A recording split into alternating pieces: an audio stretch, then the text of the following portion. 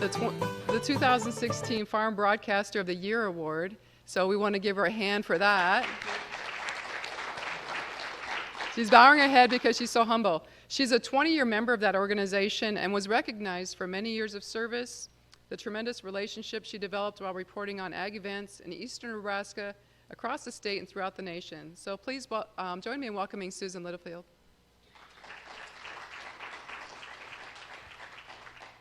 The nice thing is you don't have to listen to me talk tonight. You get to listen to Matt. I'm going to adjust that a little bit. Sorry about that. First of all, I'd like to say a big thank you because a lot of work has gone into tonight. I appreciate you guys coming out. I know that Mother Nature is trying to spur something up for everybody, but what a great opportunity for us to be able to sit here, listen to what Matt has to say, but more important, get the conversation going. The conversation amongst ourselves when we leave here, whether we're standing in the hallway where refreshments will be served afterwards.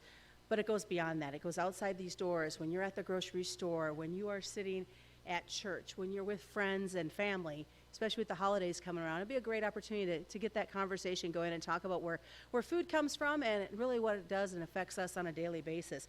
Want to give a big thank you to the Nebraska Corn Board and, of course, Agceptional women. Good news, they're sold out for tomorrow. But where's Kathy at? She's right here. If you really want to go, ladies, yet, she said she might be able to squeeze you in because it is full, but that is wonderful to see that a lot of these women can step away from their daily to be able to convene with other women. Let's bring Matt up here. Matt Dolch has been born and raised on a family farm operation in southwest Iowa. And there the family raises corn, soybeans, and has a cow-calf and feedlot operation. He developed a strong appreciation for production agriculture at a very young age. I understand he farmed with a 1/16th scale John Deere tractor on the living room carpet. He does believe in influence, and leadership is built on a solid foundation of honesty, integrity, and hard work. This is something else we have in common. We are both very involved in our state FFA associations, me in Minnesota, you in Iowa. So I also had the opportunity as a student to be a student advisor to the 2008 Farm Bill with then Ag Secretary Mike Johans. He graduated from the University of Nebraska-Lincoln, obtaining a Bachelor of Science degree in agricultural education. He has been fortunate to gain work experience with DuPont Pioneer, at the station I work at, KRVN, and the Rural Radio Network, and his current employer, Syngenta, which I have to very humbly say thank you to Syngenta because they did sponsor the award I just won. Matt, of course, says he's a proud Nebraska, but has Iowa roots. Matt, it's all yours. Thank you very much. Well, I appreciate the opportunity to be here with you tonight, and I appreciate the opportunity to be in Norfolk. So, as Susan said, I grew up in southwest Iowa. Just to get an idea of the crowd here tonight, how many of you have been or are currently involved with production agriculture in one way, shape, or form? If I could raise your hand. Okay. So how many do we not have involved with production agriculture? Okay, a few of you. So get a feel for the crowd here tonight. Second question I've got here before we get things started. Number one, when you hear the term GMO, do you think of that positively, negatively, or do you have a neutral connotation associated with GMO? So those of you that think of GMOs positively, raise your hand. How about negative? Okay. And what about a neutral feeling towards GMO? Okay.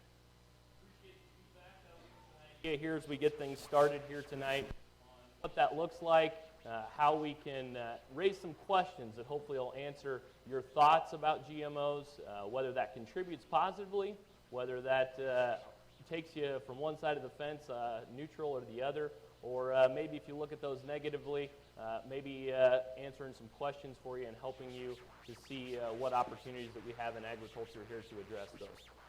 So with that, tonight, just a brief overview and rundown of what the night looks like here with our group. So start out with a welcome and provide some perspective here on what a GMO is. So answering the question, the truth about GMOs, how they fit into Nebraska agriculture, how they fit into agriculture across the U.S. as well. So I come to you with three different perspectives tonight: as a farmer, as a agriculturalist, and as a consumer. So just like you, I go to the grocery store and purchase my food, and am thankful I live here in the United States where we spend less than 10% of our disposable income on food. So with that, we'll get into some of the history of GMOs. How were they brought forward in the marketplace?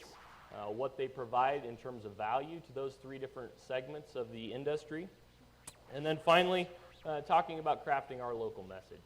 So no matter if we're talking and coming from a standpoint of positive, neutral, or negative connotation towards being involved in agriculture and being associated with GMOs, how we utilize that to craft our local message, as Susan talked about, in going through the grocery store and walking through the campus here today, or having conversations at the kitchen table with our families. So with that, take a look here at my story here, where I grew up, where I came from. So I grew up in southwest Iowa again, and corn, soybeans, and cattle were a big part of our family farming operation. So with that, a lot of early mornings, a lot of late nights, and a lot of times that you didn't exactly have the most sleep and prepared for the next day.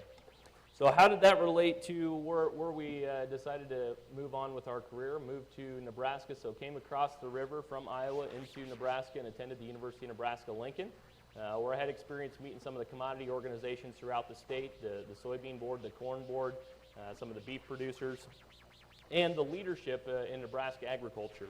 And I said that I'm a proud Iowan with Nebraska, or excuse me, a proud Nebraskan with Iowa roots, and meant that. I've valued the time here that we've got and in meeting everyone. And the agricultural education major really was a crucial hinge in what I do today. So my ag teacher in high school always told me that I was going to sell something, or you're going to teach somebody something. And I thought about that, and those words are very true. We're either going to sell ourselves, sell a product, sell value back to those that we work with, or at the end of the day, we'll teach somebody something about what we're doing. And so I thought the marriage of the two were very appropriate. Spent time there at the university that not only opened my eyes to other people and networks, but also to the opportunity to take that education and move it into the real world. And been blessed with an 8-year career in history with Syngenta, and that's opened my eyes not only to this topic in GMOs, but how we maintain profitability in Nebraska agriculture as well. So in early life, my perspective here is shown on the screen. Growing up on the farm again with, we had a hog operation at the time. Fortunately, we were able to get out of hogs in the early 90s. The mid-90s were pretty tough for a lot of you folks here in the room. And my dad and uncle started farming together in 1972 with this two-row case combine here. So providing a little bit of perspective about where we started, ground up at the time, our farm in Montgomery County, Iowa was the largest contiguous piece of land at about 600 acres that was available at the time for sale. And so that's where my dad and uncle started farming there. And things were very, very different from today. Anyone recognize this piece of equipment right here? Okay, maybe a few of you. That's a bean hook. So our Sunday afternoon activities after coming home from church were making sure that we didn't have button weeds, Palmer amaranth, other weeds that were infested in our soybeans, walking those bean rows and keeping the soybean field clean. So Dad was very particular and wanted to make sure that the neighbors couldn't see any weeds from the road when they drove by. So that was my brother and I's job, and Sunday recreational activity was to walk through those bean rows at the time and make sure that the weeds were clean. So it's pretty common in Nebraska even today, as we've got some herbicide resistance coming into the state, to see soybean fields like that. So Roundup Ready soybeans launched in the early 90s and created a shift and culture change in how we approach production agriculture today. So smaller farms at the time were able to get larger because less labor was needed in order to produce food on that acre that they were farming. So this image here, again, Roundup Ready soybeans, really, again, was that step change in innovation for agriculture at the time in enabling the shift of scale to become larger, to work across more acres, and really to hone in on each acre that we do farm, making sure that it's the highest quality food produced. So I'll take that background a bit, and we'll go many thousand miles to the west into an experience that I had through the Nebraska LEAD program. So I see a couple LEAD fellows here in the audience tonight, but had the chance to travel to Nepal with the University of Nebraska Leadership Program, LEAD Class 33, and we traveled to the country of Nepal. You can see here some of the GDP of the country, some of the statistics about what makes up the economy there. So 35% of the country depends on agriculture. In a lot of cases, that agricultural production is what they rely on for food each and every day that they go throughout their day. Very important to make sure that they've got food honed right there in the state. And as we look at the country there and where some of that comes from, you notice the poverty level is a bit high comparatively to some of these other countries. How did that translate into agriculture, and why am I bringing that up here tonight as it relates to GMOs and GMO production? So as we shift here a bit, some pictures taken in the countryside of Nepal, also traveled through India as well. You can see in the top left-hand corner the irrigation well. So a farmer in Nepal, it would cost about $3,000 to dig that well. And again, you can see gravity irrigation. Not much efficiency, I can tell you that from being there firsthand in terms of getting that water to the crop at the end of the day, throughout the day to ensure a plentiful harvest. We take a look at production agriculture in Nebraska, the center pivot to the right of that. We are putting on very minute amounts of water at a very calculated time and place, not only using drop nozzle technology to make sure that the crop has less evapotranspiration, making sure that that crop gets down into the below the canopy that the crop is growing in. Very important technological advances that sometimes we take for granted here in Nebraska and here across the Midwest that allow us to help produce the safest, most effective food supply in the world.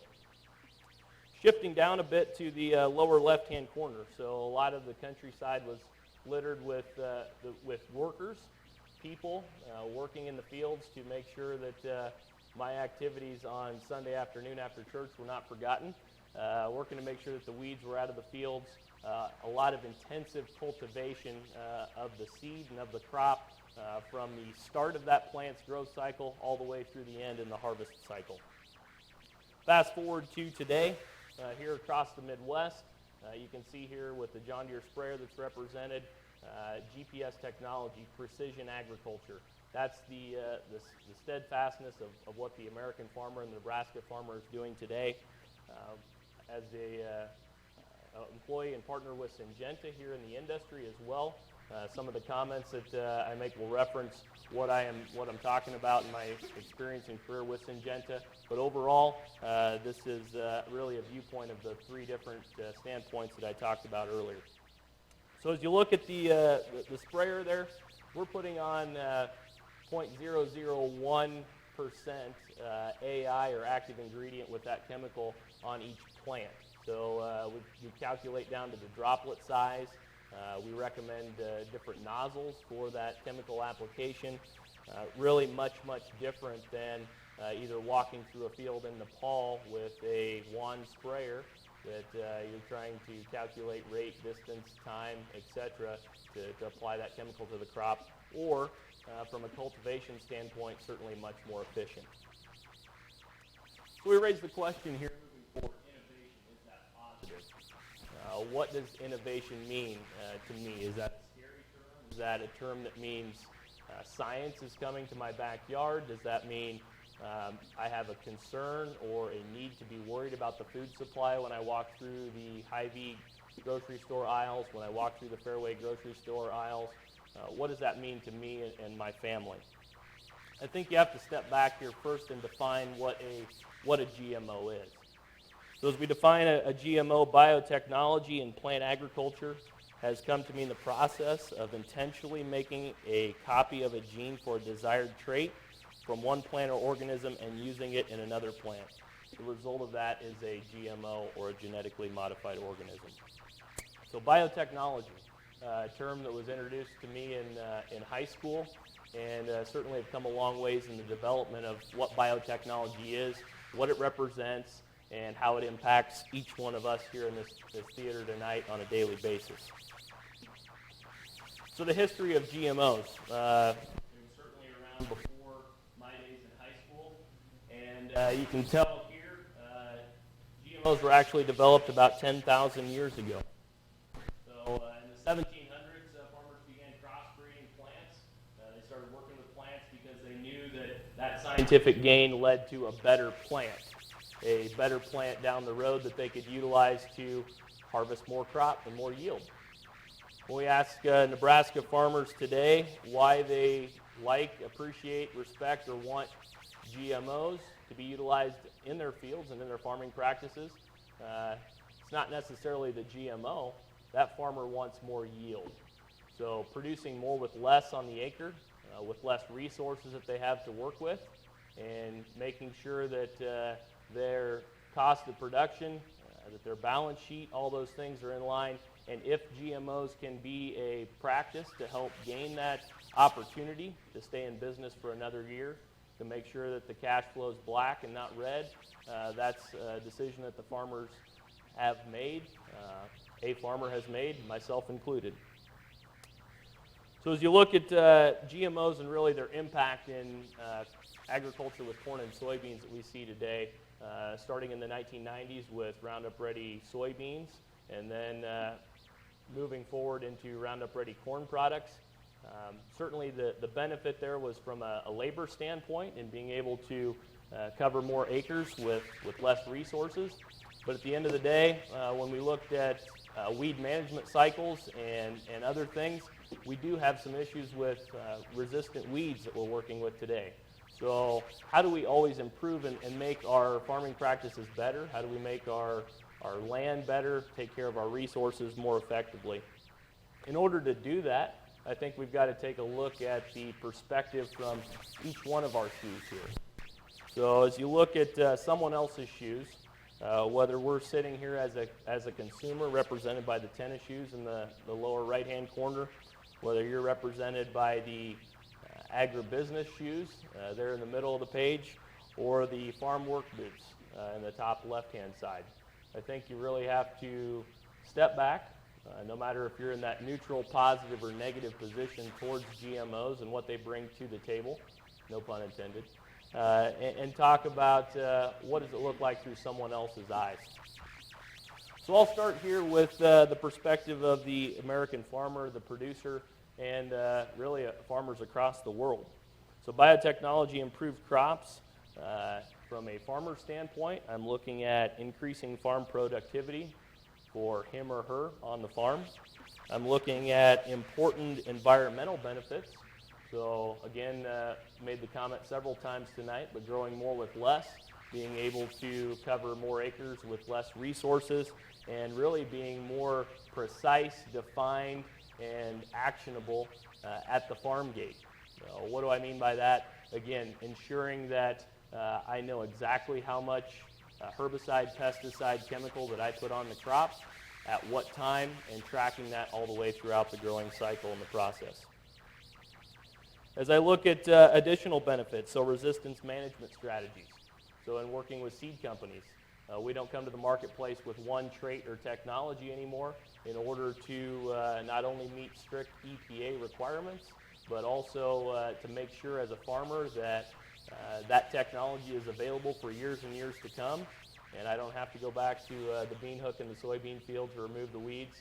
We need to make sure that those technologies are available long-term, future generations. So utilizing science and technology to ensure different binding sites with proteins within the corn plant, within the soybean plant, making sure that we, again, grow less with more resources through those management strategies. So I can tell you firsthand as a farmer, always want not only what's best for my livestock, but what's best for the crop that I'm growing, because more yield at the end of the day is certainly positive for our farm, our family farm, for the consumer, because we feel like that we produce food at a very, very high quality level. Moving forward here into agribusiness, so you'll see a lot of similarities with within the agribusiness folks to that of a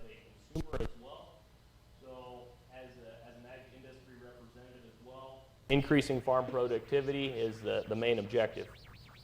If you're selling someone a product that is expected to be better, and it is better, that consumer is going to buy more of that. So no different in agriculture here. If we have an opportunity to increase farm productivity, to sell a higher yielding, genetically advanced product in the environment that farmer is growing in, a chance for them to like your product, want to purchase more of it to grow more of it. As you look at the environmental benefits, we'll get into it here in a bit, but companies like Syngenta or other agribusiness companies in seed and crop protection products spend millions and millions of dollars each year to ensure that they're bringing forward products in a healthy manner that's safe for the consumer, that's safe for the farmer, and that there's no question that these technologies have been scientifically tested prior to, for many years before coming to market. No new products mean stagnation in agriculture. They mean that that yield ceiling, as farmers like to call it, has been reached. And that really creates a challenge as we see increasing cash rents for the farmer, as we see increasing cost of production through machinery, and just the cost of money in operation. So certainly something that agribusiness is aware of. If we don't have a consumer in agribusiness purchasing the food that the farmers produce, there's no agribusiness to be had. If we don't have a farmer to purchase products through agribusiness, there's obviously no customer for the agribusiness person. So very tight-knit, close group of 3 different parties there, but the relationship is extremely important. I'd liken it to your kids if they're in school. The relationships you have with them and their teachers is extremely important. The people that you work with in your local community, at the bank, all those people work together to make sure that you're profitable and that you have success within your community. And moving to the perspective of the consumer. Really, this comes down to, are GMOs safe for my family to eat? That's the key question here that we ask. And I think you can broaden that question out even to not only include GMOs, but is all food safe to eat?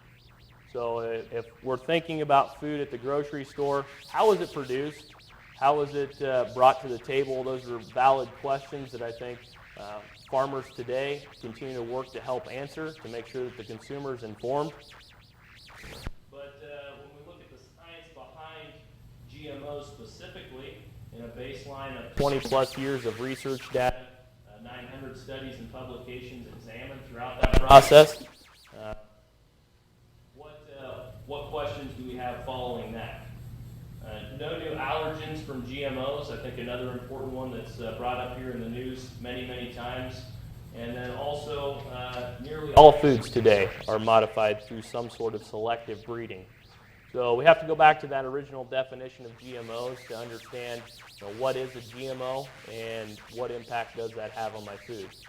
If I'm going to the table to eat something, was it produced in a sustainable manner? Is it clean, right? Don't want to eat any food that's dirty or look like it's been through a dirty process, so to speak, in coming to your table. And then finally, again, what's that food cost? So we are very fortunate here in the United States to spend approximately 10% of our disposable income on food. As we move into other countries, wondering where their food's going to come from each and every day is a high priority. And the spend on food is near 75 to 80% in some developing countries, and simply money that they just don't have. As we move from the consumer perspective into safety at the kitchen table.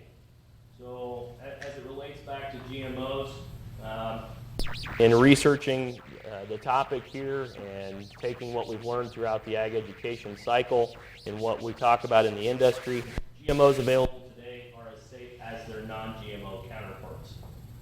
They don't cause new allergens, cancer, infertility, ADHD, autism, or other disease and conditions. Again, relating back to the 20 plus years of research and 900 studies and publications that have been examined. And the safety of GMOs affirmed by the groups listed here as well. So, yep. All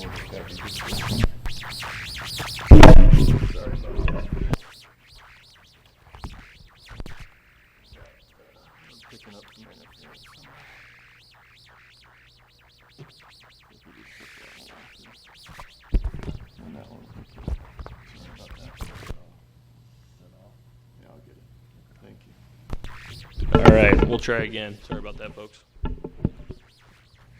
So safety at the kitchen table, extremely important, and something that that families are not only regard in high importance, but individually I do as well. So when we look at the GMO facts, so what are on the table today in terms of facts overall about GMOs? What do they bring to farmers, producers, and why should I care as a consumer? So we look at insect resistance. So GMOs bring opportunity to apply less pesticides, less herbicides, less chemicals on farmland, on soybeans and corn today as it relates to Nebraska, really helping to ensure that the highest quality food is cultivated, is managed at the correct time. So as we take a look back and a step back to times when we had to cultivate each of our crops, we didn't have the opportunity to apply herbicides to our crops to manage them. That was a point in time where things might have gotten done in a timely manner, might not have gotten done in a timely manner simply because there wasn't enough labor and manpower to get across all the acres that were needed at the same time. So we look at today with insect resistance, some of those built-in traits and technologies within corn and soybeans.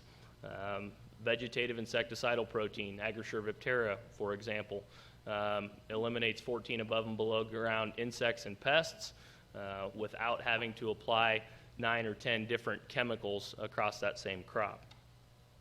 Drought resistance. Anybody in the room from western Nebraska or have lived there at one point in time? A few of you.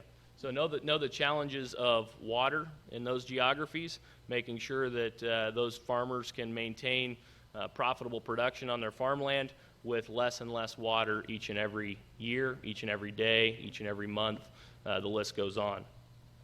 So several technologies today that provide water efficiency management within corn products.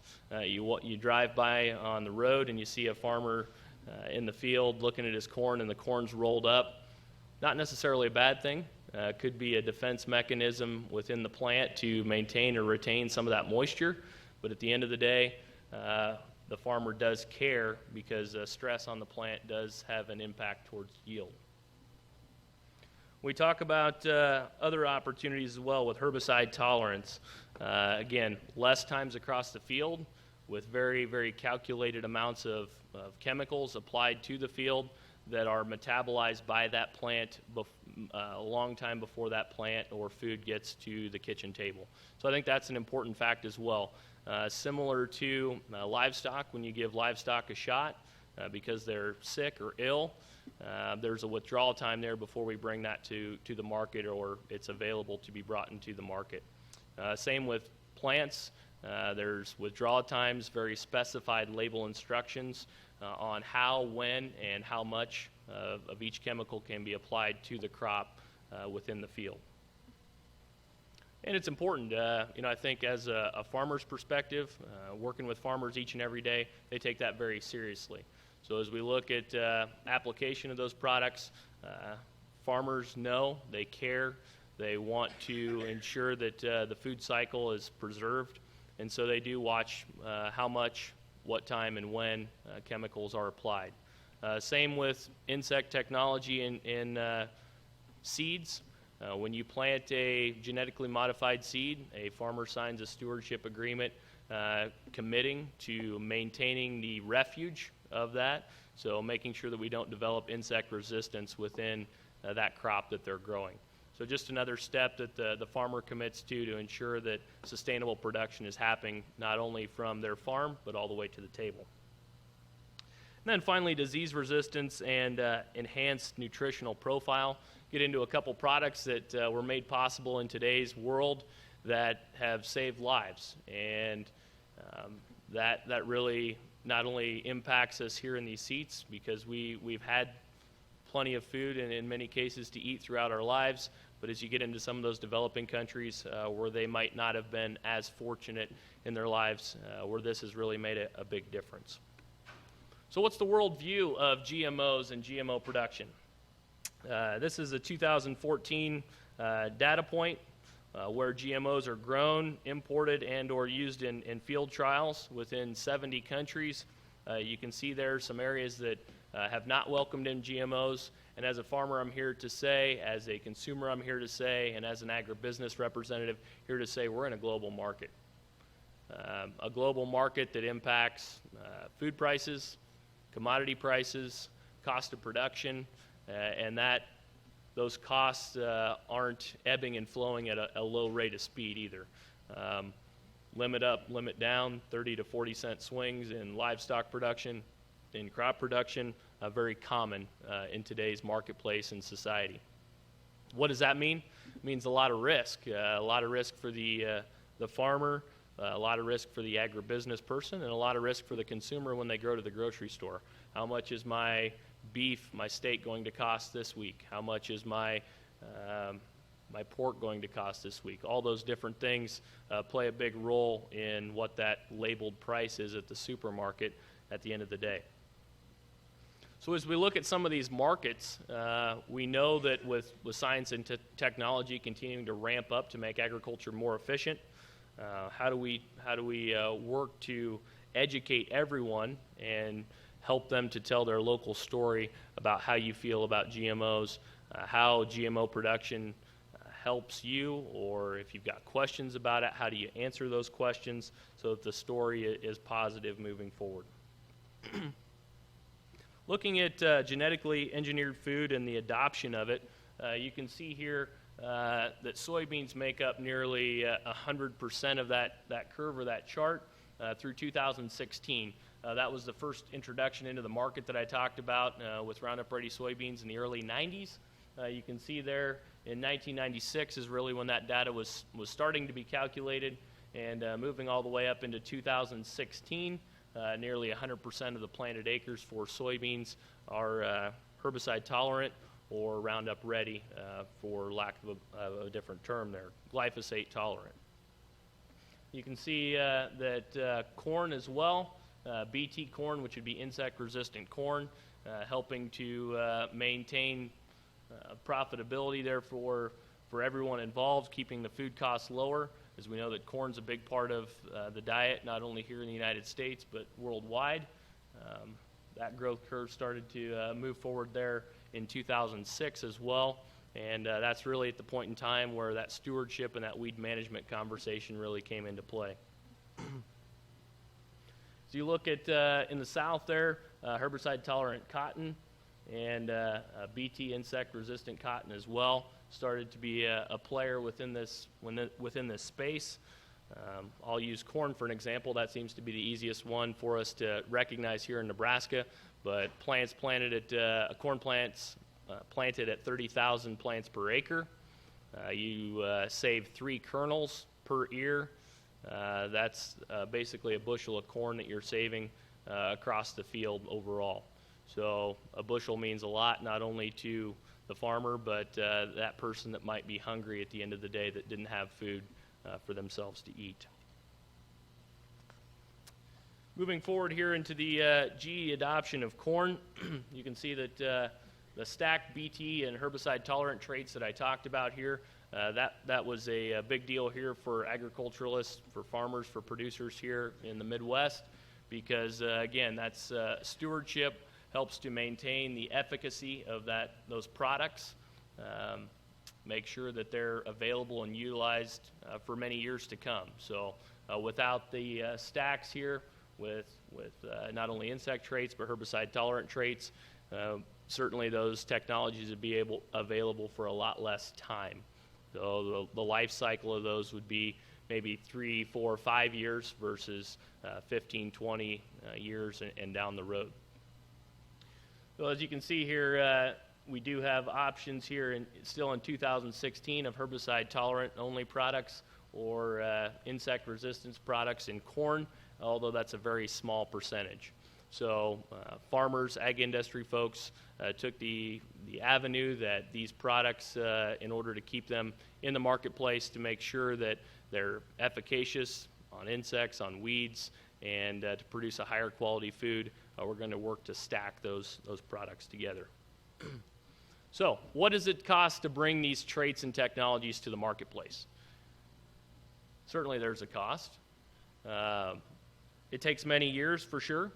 As we look here, crops from GM seeds are extensively studied to ensure safety, and that average is about 13 years.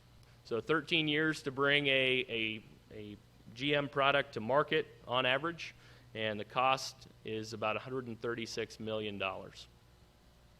So certainly an investment there that people are making to ensure quality food, to make sure that this science does work and the science is safe as it comes to the kitchen table. Regulatory processes, 5 to 7 years overall to bring in global markets. As we look at countries like China that continue to consume more and more corn, more and more soybeans, more and more products worldwide that we produce here in the United States through agricultural practices. As the country becomes hungrier, they've certainly implemented more regulation on import of those products into their country.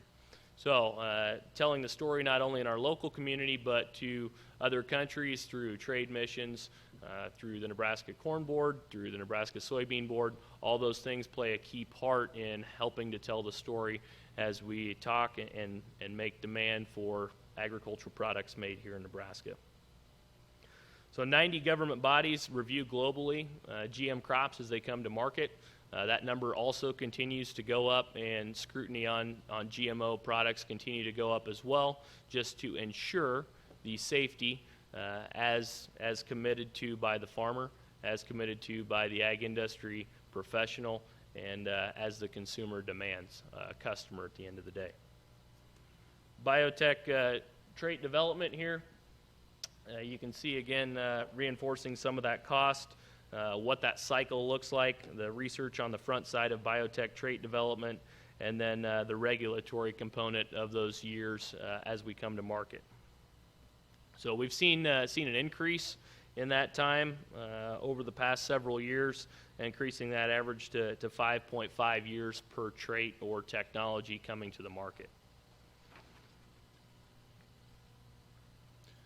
That's specific to seeds. As we move into crop protection development as well, you can see here the cost is about $260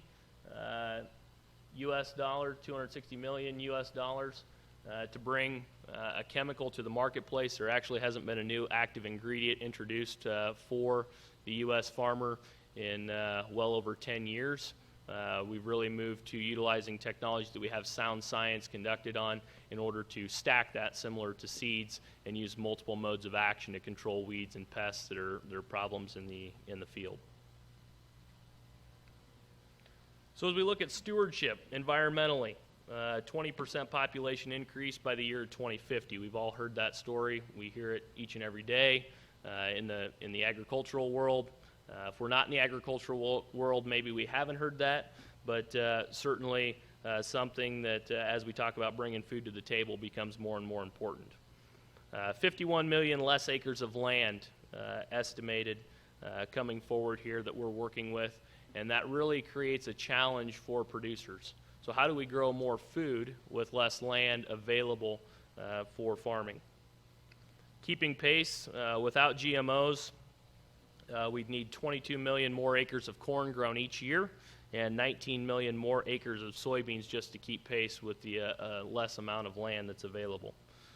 So in my mind, you've got two options.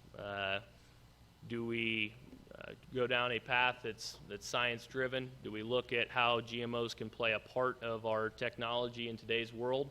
Or do we convert land? Do we convert cities and towns and population centers into arable farmland? I'm not sure that the latter is an option, but if you do have solutions here, I'm certainly all ears. So as we talk about the environmental stewardship component, certainly an important one to take a look at And as we look at that population increase, we're not talking about just producing food. We're talking about producing the highest quality food. I think that point is oftentimes overlooked. A farmer, when they get into the tractor, and a consumer when they go to the grocery store, no different in my mind in terms of wanting the best, wanting the highest quality, wanting to produce, wanting to purchase the best possible food source that they can. And with that population increase, it's my hope, and I would expect or hope, the hope of this room as well, that decline in quality of production does not happen. So how do we maintain that production at a high level even when the demand continues to increase? So let's take a look at an example of GMO for good. Golden rice. Anyone heard of golden rice? Should I ask the crowd here? Perfect. So some of you are familiar with the story here. Developed in 2005, actually proud to say by a team of Syngenta scientists, helping those suffering from vitamin A deficiencies. So this rice was developed with 23 times more beta-carotene to impact and help bring a food source and cure a vitamin A deficiency that we were seeing across the world that affected 190 million children, 19 million pregnant women in 122 different countries. So 670,000 children under 5 die of this issue or problem each year. And I think it tells the story of GMO for good very well in terms of Syngenta, or that team of scientists that were on board with developing this product at the time, made the internal decision not to bring this to market. They decided not to charge for it, decided not to ask for royalties from this product. In turn, opened up the breeding platform, opened up the rice production platform, and said, we need this in today's society more than we need the dollar. And so, in conjunction with several other organizations, brought this technology to those countries in need, and again, did not do so for monetary value. So I think, just an example of how GMOs can be used for positive, how science can be used for positive as it relates to countries that we work with, countries that are a part of that bigger global picture and GMO picture throughout the world.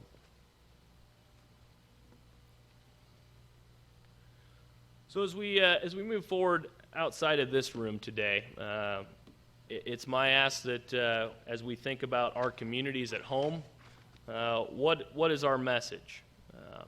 We saw at the beginning here that many of you are either positive, neutral, or negative towards GMOs, and the hope is that you glean or take something away from the story that can help you tell your story to community members or folks that ask you.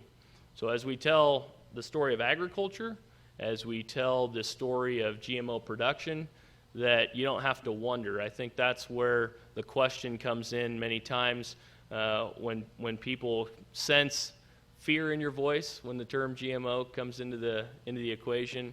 They sense that you're not aware of the facts that you're talking about.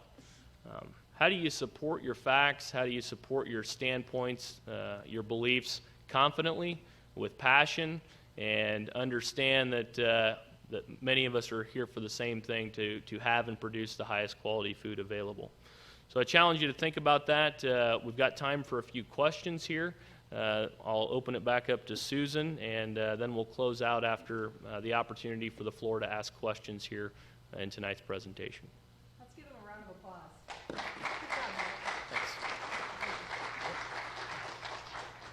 I'll start out the questioning, and then maybe it'll give you guys a little bit more comfort in asking. Had they come up with a different name than genetically modified, do you think that would have given a different sense of approval around the world? Yeah, I think we've all heard the term Frankenfood. We've seen those things that come across the TV, they come across the airwaves, they come across the radio. I think that that conversation is certainly a fear factor that is not telling our story in our community, like I asked or talked about there at the end.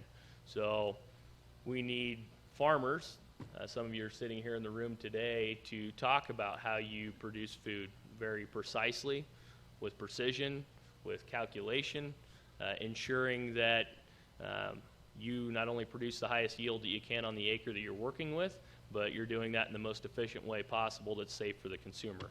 So anyone's ever seen the back of a bag of seed or the label on a crop protection product, the label's about a mile long. There's so many regulations, I don't even know how to open the bag of seed or the jar of the chemical, whatever we're talking about. So the regulations there, I think, and for good reason. We're working with food and things we put in our mouth. That's very important. But to Susan's question here about genetically modified organisms, I do believe that maybe if we don't look at modification or genetically modifying things in that sense, if we look at it from maybe the best food possible standpoint, that probably could have helped the connotation. Anybody have any questions? Go ahead. So what's happening with golden rice? Where is it? Is it being planted that we're storing the excess and farming what we get? So farmers are scared to plant it. Yeah, good question. So continues to be something that is promoted. Some of those fields have been burned by activists. That's true. Facts are true there. But certainly something that in working in those countries with organizations that have abilities to bring food forward, they are a proponent of it. They'll continue to be a proponent of it. And the people in the country want it. I think that's the saddest thing there. So you've got activists that maybe don't, but at the end of the day, if people are starving or dying or have that vitamin A deficiency, they do want that product to be able to use. So hopefully, I think the hope there is that golden rice can be planted and cultivated for sustainability for that country long term versus having to ship products in to help satisfy that need on a week-to-week basis, month-to-month basis. So the project's still in action, certainly not as far along as what we'd hope to save more lives, but something that we'll continue to focus on and from an industry perspective continue to support. Anybody else? Wow, you did a good job. Nobody else? Going back, you mentioned the tomato. So, you know, when you look at all the graphics on when you Google Gmo, is the tomato and the strength and all this stuff. And to my knowledge, you know, that technology never, I mean, you cannot buy a technology or a tomato with GMO breeding, right? Or technology in it, right? Yeah, so I mean, it depends if you're looking at the definition of GMO or not. So, you know, certainly selective breeding is happening with tomatoes. We're breeding the best tomatoes. That's how you get a tomato, quite frankly, in the winter months versus, you know, being only able to buy tomatoes a certain time of the year. So I've seen the advertisement you're talking about. Certainly one that tomatoes today are not a GMO crop in the term of GMO, but they are selectively bred for higher quality tomatoes. So I think it goes back to the definition of what a GMO is. Yeah. It seems like a large amount of GMO seed, as far as planted for corn or soybeans, are eaten by livestock, cattle, pork, poultry. So are there studies that you can talk about that show, because some people are afraid to eat those products as well because they were fed GMO crops. So do you have studies or information on that? Yeah, great question, and I'll invite you to write down or mark down a couple resources as well. GMOanswers.com, nice resource for some studies. Also, the USDA has some statistics on GMO studies that we referenced earlier, the 900 different studies that were conducted. But I think answers that question very well also in the fact that no negative connotations or health risks have been heard or seen from the feeding of GMO products to livestock. So none recorded to date, none expected.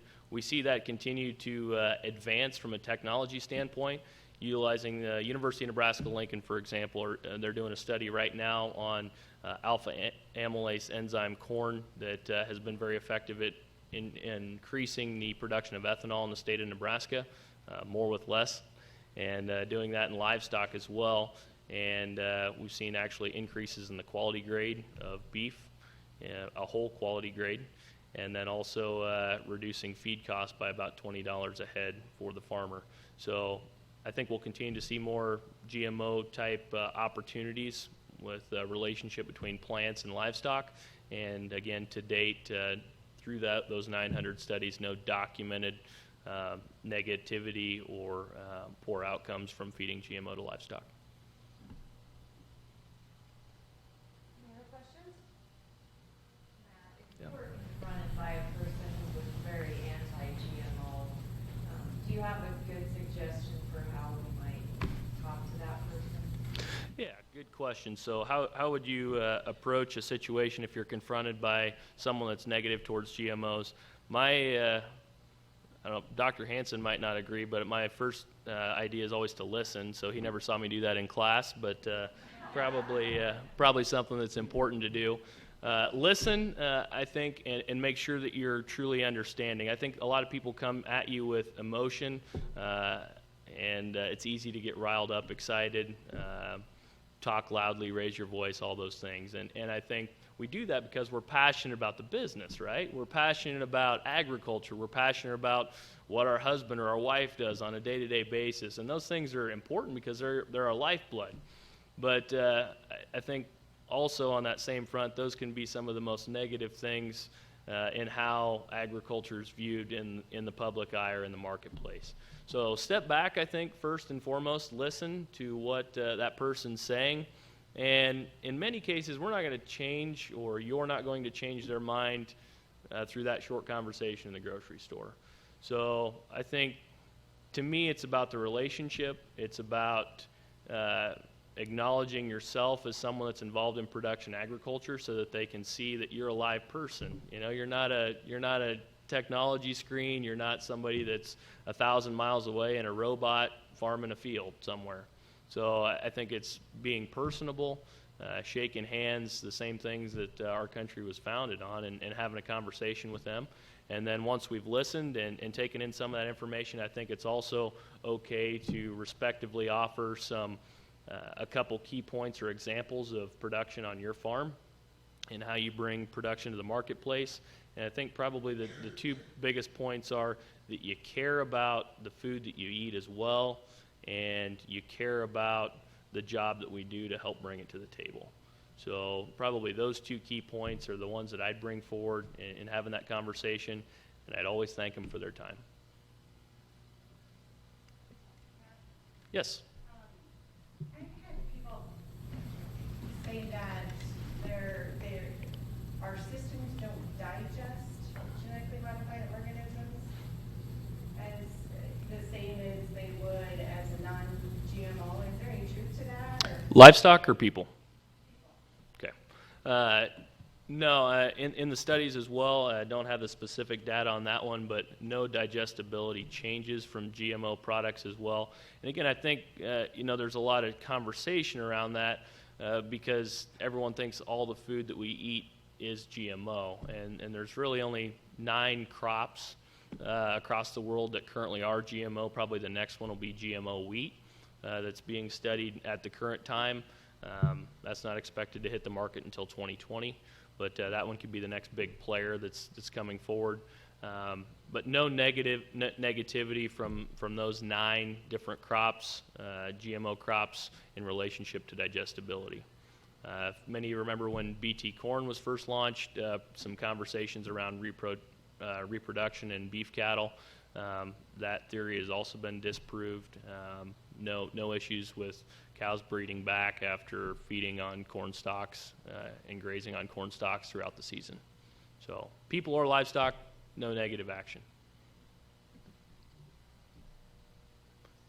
All right, well, thank you very much, Matt. All right. Thank you, everyone, for your time. Really appreciate the opportunity. I want to remind everybody, first, a big thank you goes out to the Nebraska Corn Board for their sponsorship, and of course, Agceptional Women. Things kick off tomorrow morning for those that are in attend. We'll check in at 8 o'clock, and our first speaker at 9 a.m. If you still want to go, ladies, see Kathy. She might be able to squeeze you in. It's great to see it is sold out, because that really shows that there's a lot of passion in this part of the state to continue to promote what we all do on a daily basis, whether you farm or not. And again, Matt, thank you so much for your time. Congratulate Matt, too. He just recently became engaged. So, great for him. I'll have her buy some GMOs for us to eat, so that'll be good. And speaking of eating, we do have refreshments out in the entryway, so join us for more conversation and travel home safe. Good night, everybody.